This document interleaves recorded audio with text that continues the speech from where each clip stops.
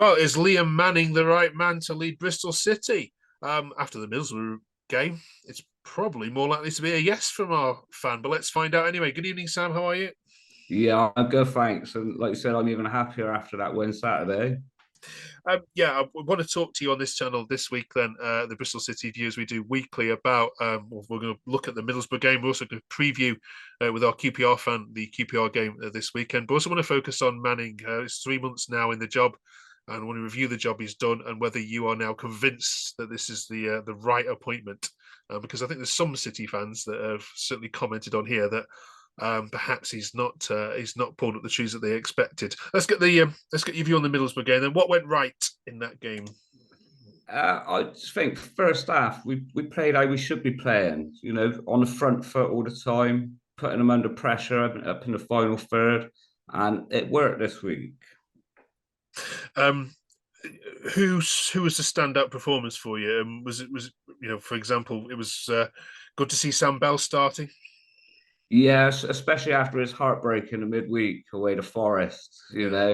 But in the Forest game, he worked his socks off, and it wouldn't have gone to penalties if he wouldn't have made the challenge at the end. And unfortunately, he missed the penalty. He was rather upset about it, but you know, he had a good game at Borough. But Jason Knight again and Rob Dickey.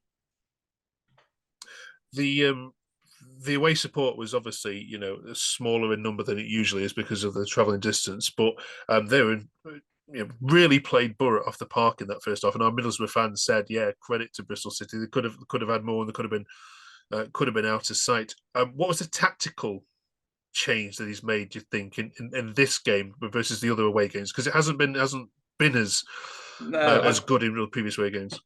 it just seemed as if the shackles was off a bit. We try and play this like tight football, neat passing, but we went a bit more direct Saturday, and it was working. Okay, all right then. Let's talk about Manning then. We haven't challenged you on this for a couple of months now because we wanted to give him enough time. But it's been 3 months or just short of 3 months, coming up in a week or so. What's the terrace talk saying about the job that he's done so far? I think the jury's still out on him. I mean, me personally, I think he's doing a pretty decent job. He's still working really under Pearson's squad. He's brought a few players in. Like January, the one thing we was crying out for was a goal scorer. We missed the opportunity again. But yeah, I think he's doing a steady job. We just need to get a few more goals. Okay. All right, let's bring in our QPR fan Jared then to preview this game this weekend as QPR are the visitors to Ashton Gate. Good evening, Jared. How are you? I'm good, thank you. Yeah, nice background.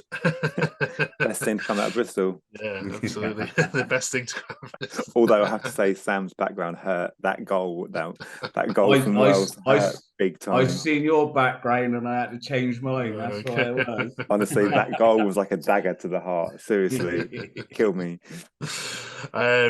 So it was 0-0, Sam, at Loftus Road earlier this year, which is not surprising given the form that these two were in at that time, when QPR couldn't score and you weren't had a prolific as well. Both teams have had a bit of a resurgence since that game around Remembrance Day. Sam, what are you expecting from QPR's visit this weekend? To be fair, I think they're unbeaten in their last 4 games at the moment. They seem to be picking up points, and it's always a difficult game when QPR come to Ashton Gate. They always seem to turn us over here, but yeah, I'm confident this week. Okay, Jawed, what sort of team do you expect to rock up to Ashton Gate then? You say unbeaten in 4, scoring goals as well. I think obviously the game on Wednesday night is huge for us, and I think the team is definitely going to be focused on that. Some of the players, I'm not sure if they'll be able to play Wednesday and Saturday as well. Players like Hayden, Clark, Salter.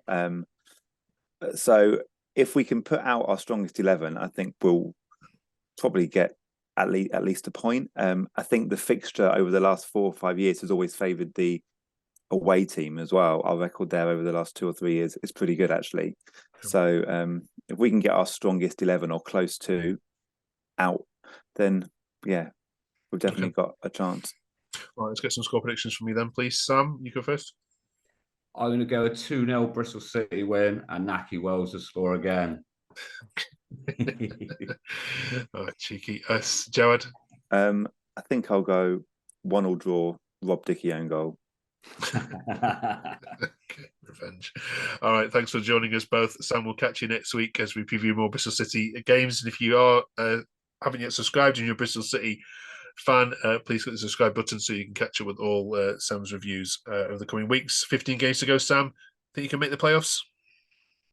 Fingers crossed, but I don't think it's likely. Okay. If we get near, then we'll be happy, But I think it's another season of mid-table football. All right. Cheers for joining us, Sam. Appreciate it. Thanks, Gerard. Catch you next week. Take care, everyone.